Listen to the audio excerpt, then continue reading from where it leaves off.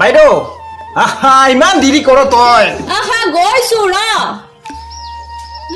এইখিনি খাই ল আহা কি আনিছ তই বাৰীত লাগি থকা কল আৰু তোলৈ ব্ৰেড আনিছো তই যে এইবোৰ মোক কি খাবলৈ দিয় তোৰ কাৰণে কল আনিছো ব্ৰেড আনিছো আৰু তই বেয়া পাইছ বাইদেউ মই কল আৰু ব্ৰেড ইমান ভাল নাপাওঁ কল কল কল কল এবিধ ফল কল খালে হয় হাতীৰ সমান বল ল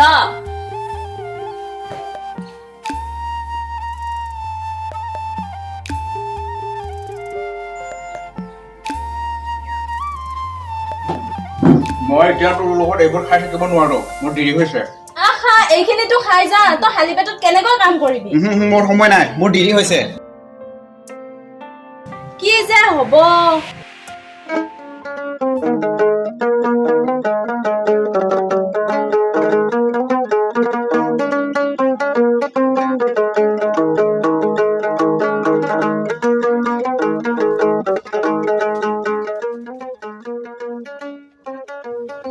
পৰমেশ্বৰ দেখোন তই কিয় আহিলি আকৌ মানে মহাজন দেউতা মোৰ খুব বিপদ মোক অকণমান টকা লাগিছিলে হে পৰমেশ্বৰ সেই বাটে ঘাটে এনেকৈ টকা খুজিলে টকা নোপোৱা নহয় জানো লক্ষ্যদা বৰপুখুৰীৰ ওচৰত মোৰ যে মাটি 2 বিঘা আছে সেই 2 বিঘা মাটিকে দিম বুলি ভাবিছোঁ সেই তেনেকুৱা হলে কিবা এটা চিন্তা কৰিব পৰা যায় নে কি মহাজন পৰমেশ্বৰ তোক কিমান টকা লাগে মহাজন দেউতা মোক 50,000 মান দিলেই হৈ যাব লক্ষ্য ঠিক আছে তেতিয়াহ'লে পৰমেশ্বৰ তেতিয়াহ'লে তই গধূলিলৈ মোৰ ঘৰলৈ আহিবি আমি এতিয়া আহোঁ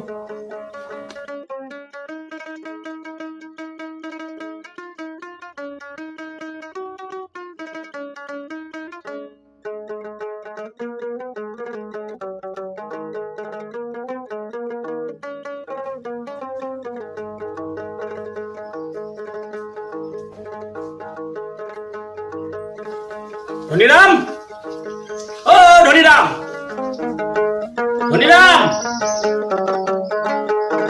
আপোনালোক আহকচোন বহক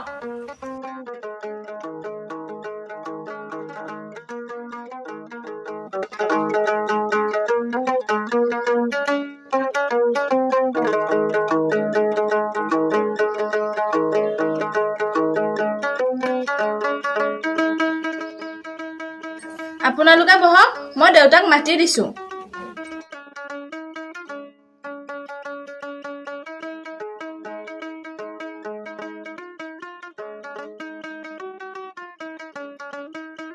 মহাজন আপোনাৰ দেখোন কিবা লক্ষ্য মোৰ মনটো কিবা বিস্কৃত হৈ গৈছে তাৰ মানে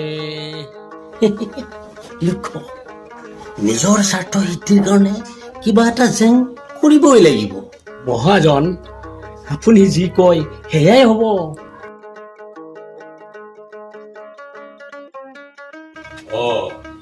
মহাজন দেখোন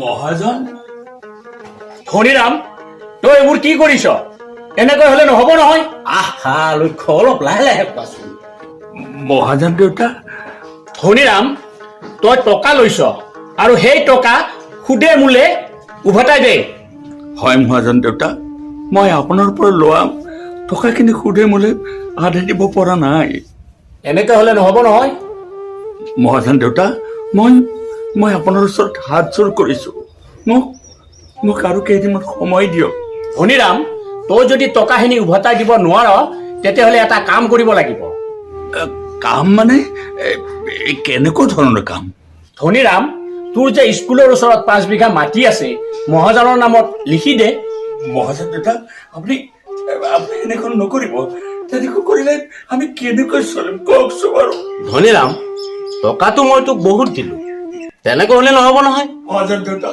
আপুনি এনেকুৱা নকৰিব মই আপোনাৰ ভৰিত ধৰিছো মহাজন দেউতা মোক মাত্ৰ কেইটামান সময় দিয়ক মই আপোনাক সুধে মূলে টকা আদায় দিম ধনীৰাম মই এনেকে সময় দি থাকিব নোৱাৰো নহয় মোৰ এইটো ব্যৱসায়। ধনীৰাম, তই এনেকে হাতে ভৰি ধৰি থাকিলে নহব। আমি টকা দিছো, টকা সুধে বোলে আমাক ঘূৰাই লাগে। মহাজন, মোক কেইদিনমান সময় দিয়ক। একো সময়ৰ কথা নাই এতিয়া। মহাজন এনেকৈ বহি থাকিব নেকি? ধনীৰাম, ঠিক আছে, তোক এসপ্তাহ সময় দিলো। এসপ্তাহৰ পিছত মই কিন্তু আকৌ আহিম।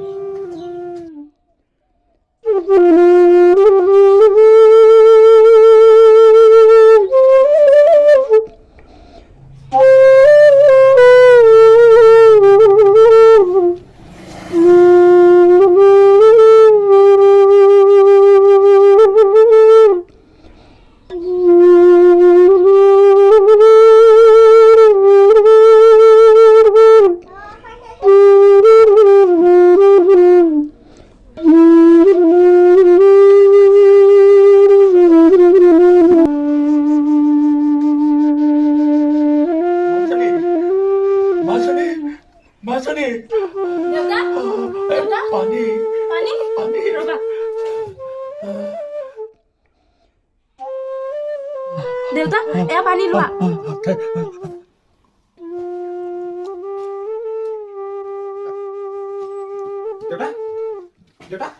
আপোনাৰ কি হৈছে?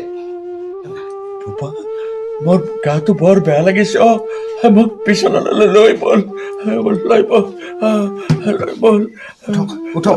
উঠক দেউতা।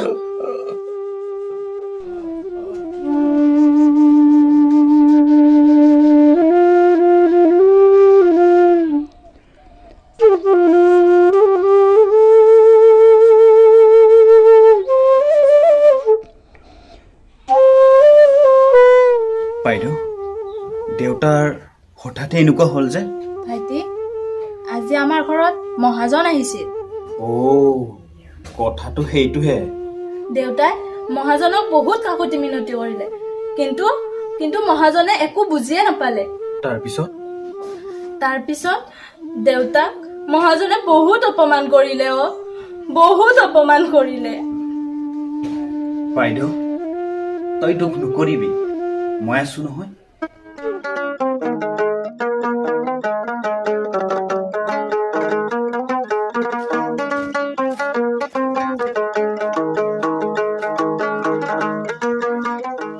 লক্ষ্য, মই এটা কথা ভাবিছো। কি মহাজন?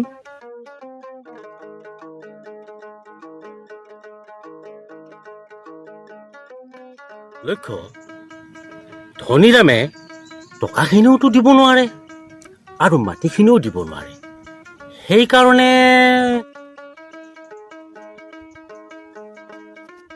সেইকাৰণে মহাজন, আপুনি কিবা বেলেগ চিন্তা কৰিছে? লক্ষ্য, এই ধনীৰামৰ ছোৱালীজনী মোৰ বৰ ভাল লাগিছে। তেতিয়াহ'লে মহাজন, মই কি কৰিম? লক্ষ্য, তই বিশেষ একো কৰিব নালাগে। ধনীৰামৰ ছোৱালীজনী যদি এসপ্তাহৰ কাৰণে মোৰ লগত থাকিব দিয়ে, তাৰ সকলো ঋণ মই মুক্ত কৰিম। মহাজন, ধনীৰামে এই কথাটোত মান্তি হয়নে নহয়? লক্ষ্য, মান্তি হয়নে নহয় সেই কথাটো মই নাজানো, কিন্তু মান্তি তই কৰাবই লাগিব, সেই কথাটোহে মই জানো। মহাজন, আপুনি মোক বৰ বিপদত পেলালেহে। আৰে লক্ষ্য, তই মোৰ খাচ মানুহে সদায় খাচ কামেই কৰে। চেষ্টাটো কৰিমেই মহাজন। আৰু যদি সেই কামটো তই কৰিব পাৰ, তেতিয়াহ'লে তোক এটা ভাল এমাউণ্ট দিম। ভাল হ'ব মহাজন। তেতিয়াহ'লে তই তোৰ কাম এতিয়া আৰম্ভ কৰি দে। হ'ব মহাজন, হ'ব।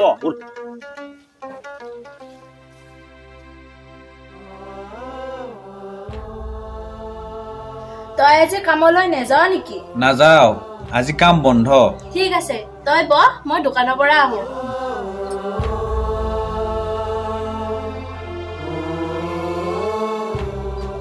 দেউতা, আপুনি বাহিৰত কিয় ওলাই আহিছে? এই ভিতৰখনত আৰু কিমান সোমাই থাকিব, অলপ বাহিৰত ওলাই আহিছে।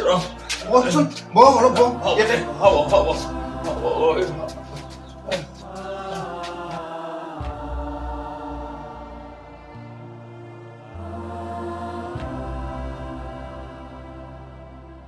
দেউতা, আপুনি মহাজনৰ কথা ভাবি ইমান চিন্তা কৰি কিয় আছে?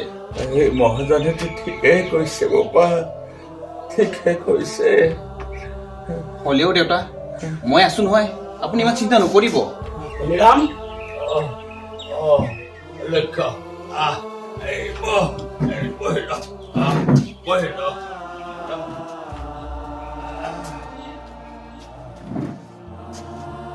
ধনীৰাম, এসপ্তাহ হোৱাৰ পিছত মই কথা মতে আহিলোঁ।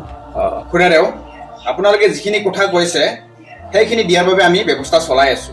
ব্যৱস্থা চলাই থাকিলেতো নহ'ব, মহাজনে সেই কথা নেমানে নহয়। গোপাল, তোমাৰ দেউতাৰ লগত মোৰ এটা গোপন কথা আছে, তুমি অলপ আঁতৰি দিলে ভাল হয়। গোপন কথা? কেনেকুৱা গোপন কথা? গোপাল, সেইবোৰ তুমি পিছত গম পালেও হ'ব। এতিয়া ঠিক আছে বাৰু, মই অকণমান বাহিৰৰ পৰা ধনীৰাম, মোৰ প্ৰস্তাৱটো এনেকুৱা এটা প্ৰস্তাৱ য'ত সাপো মৰিব, লাঠিও নেভাঙে।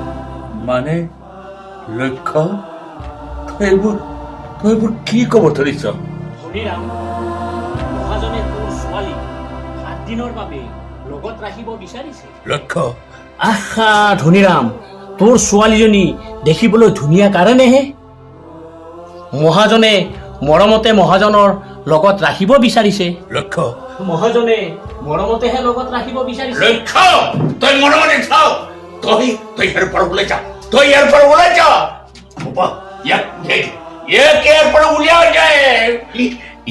এই মোৰ ছোৱালীজনী কেনেকৈ ক'বলৈ ক'ত সাপ পালে, ইয়াক উলিয়াই যায়। ধনীৰাম, মইনো ক'ত বেয়া কথাটো ক'লো, তহঁতক বিপদৰ পৰা ৰক্ষা কৰাৰ কাৰণেহে মই কৈছো। হ'ব হ'ব, আপুনি এবাৰ ভাল কথা ক'ব নালাগে, মই চব কথা শুনিছো।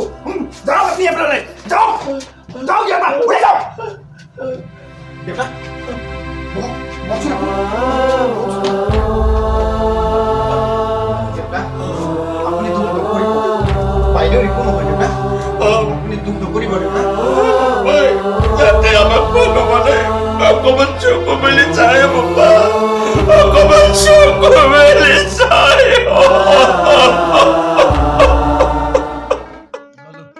মহাজন, মই আজি কোনোমতেহে বাচি আহিলো। মানে লক্ষ্য, তই এইবোৰ কি কৈ আছ?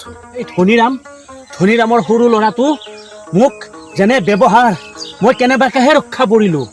তাৰ মানে মই দিয়া প্ৰস্তাৱ সিহঁতে প্ৰত্যাখ্যান কৰিলে? মহাজন, মই সিহঁতৰ পৰাই কেনেবাকেহে ৰক্ষা কৰিলো। লক্ষ্য, ঠিক আছে, এইবাৰ চিকাৰ মই ডাইৰেক্ট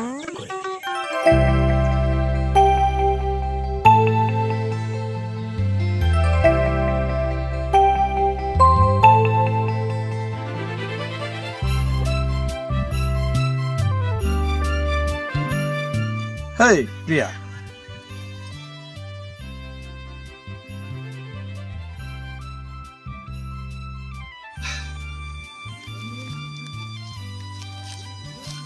প্ৰিয়া, তুমি মোক খং কৰিছা। খং কৰিলে কিটো হ'ব? মই এইবোৰ একো নাজানো। ৰাজুদা, মই তোমাক ভাল পাওঁ। তোমাৰ বাহিৰে মই আন কাকো নিজৰ কৰি ল'ব নোৱাৰো।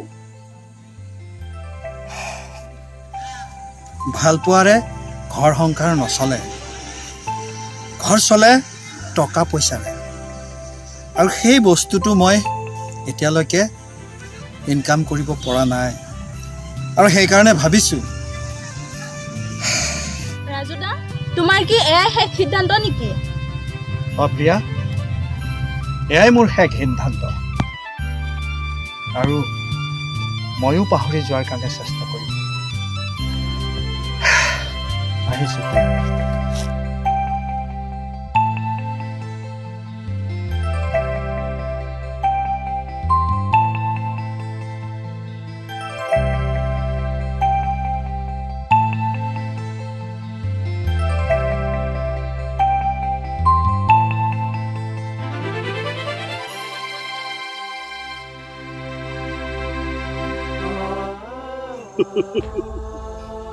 এই ছোৱালী,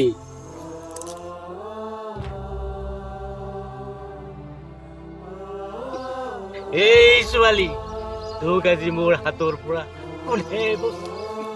আপুনি আপুনি মোৰ ওচৰত নাহিব আপুনি মোৰ ওচৰৰ পৰা গুচি যাওক মোৰ ওচৰত নাহিব আপুনি আপুনি মোৰ ওচৰৰ পৰা আঁতৰি দিয়ক আপোনাক কৈছো নহয় আপুনি আঁতৰি দিয়ক মোৰ ওচৰৰ পৰা আঁতৰি দিয়ক আপুনি এই লক্ষ্য কি চাই আছা হাতত ধৰ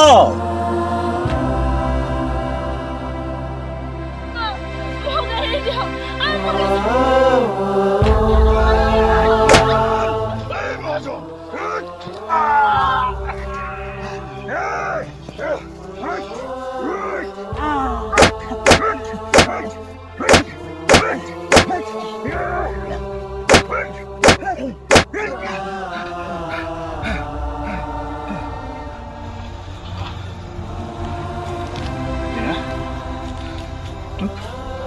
তোক মহাজনে শেষ কৰি দিব খুজিছিল হা মই আছো নহয় তই একো চিন্তা নকৰিবি মই থকালৈকে এই মহাজনৰ নিচিনা মানুহ সেই মানুহবিলাকে একো কৰিব নোৱাৰে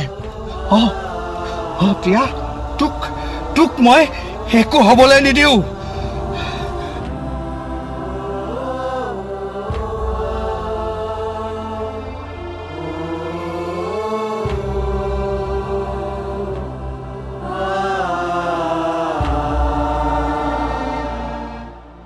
ৰাজুদা তুমি নহ'লে মই জীয়াই থাকিবই নোৱাৰিম প্ৰিয়া আচলতে তই তই তই নহ'লেও মই জীয়াই থাকিব নোৱাৰিম কিন্তু মই মোৰ মনৰ কথাবোৰ তোক ক'বলৈ সাহস গোটাব পৰা নাই ভালপোৱা সঁচা ভালপোৱা মৰম একেবাৰে সহজ কথা কিন্তু সেই ভালপোৱাক অৰে জীৱন সততাৰে পালন কৰাটোহে ডাঙৰ কথা সেইকাৰণে মই ভয় কৰিছিলোঁ জানা প্ৰিয়া মই ভয় কৰিছিলোঁ জানোছা